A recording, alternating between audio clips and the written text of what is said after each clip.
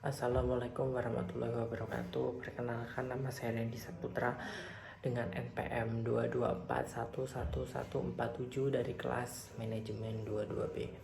Nah, pada kesempatan kali ini saya akan menjelaskan mengenai materi pertemuan 3, yaitu materi perencanaan sumber daya manusia.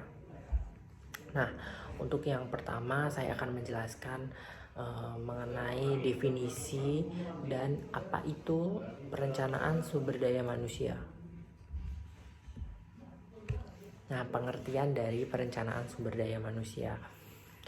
Untuk menurut Kamus Besar Bahasa Indonesia, definisi tentang perencanaan sumber daya manusia adalah sebuah proses potensi individu yang nantinya bisa dikembangkan dan dilatih lagi untuk kepentingan proses produksi. Nah, yang selanjutnya ada perencanaan SDM atau Human Resource Planning atau biasa disingkat dengan HRP, merupakan suatu proses peramalan yang nantinya akan bersifat sistematis dengan cara menghubungkan kebutuhan sumber daya manusia suatu perusahaan dengan strategi dan tujuan perusahaan. Nah, selanjutnya ada fungsi dan tujuan perencanaan sumber daya manusia. Nah, saya di sini akan memberikan satu contoh tujuan perencanaan sumber daya manusia. Nah, contoh tujuan perencanaan sumber daya manusia yaitu agar ada kepastian, nantinya akan ada kepastian dan kesesuaian tenaga kerja dan jumlah pekerjaan yang tersedia, baik itu jumlah kualitas sumber daya manusia yang perusahaan dibutuhkan. Nah, untuk mengetahui kesesuaian tersebut, maka proses tersebut harus didasari oleh demand dan supply. Nah, demand dan supply SDM perusahaan.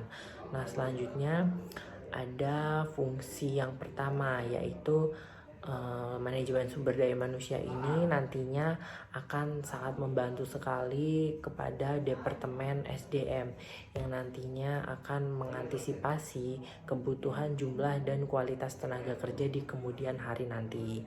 Nah, tentu saja hal ini akan sangat terbantu sekali oleh tenaga kerja yang nantinya akan memiliki sifat berubah-ubah seperti dalam struktur proyek organisasi.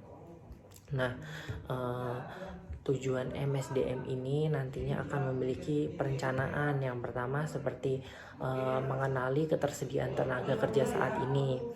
Nah, yang kedua dapat juga menghitung kebutuhan SDM di masa mendatang. Nah, yang ketiga dapat juga menentukan nih perkiraan dan permintaan dalam SDM. Nah, yang keempat juga dapat membantu dan merancang strategi yang nantinya akan diimplementasikan lagi dan dirancang lagi untuk pencarian sumber daya manusia atau yang biasa disebut dengan Human Resource Management. Nah, di sini saya akan memberikan kesimpulan tentang materi 3 ini.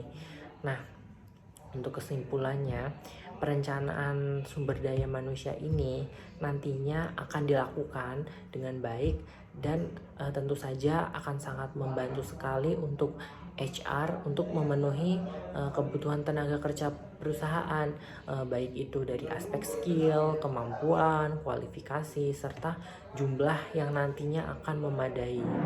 Nah, dalam prosesnya HRD ini nantinya juga tentu bisa juga memanfaatkan platform online atau biasa disebut dengan run system untuk mencari talenta berbakat dalam proses rekrutmennya. Jadi untuk HRD nantinya dapat memanfaatkan media online untuk merekrut karyawan. Jadi nantinya akan lebih fleksibel lagi dalam melakukan rekrutmen karyawan karena media online saat ini jangkauannya lebih besar dan lebih luas lagi. Nah, sekian penjelasan dari saya mengenai materi pertemuan 3. Saya ucapkan terima kasih.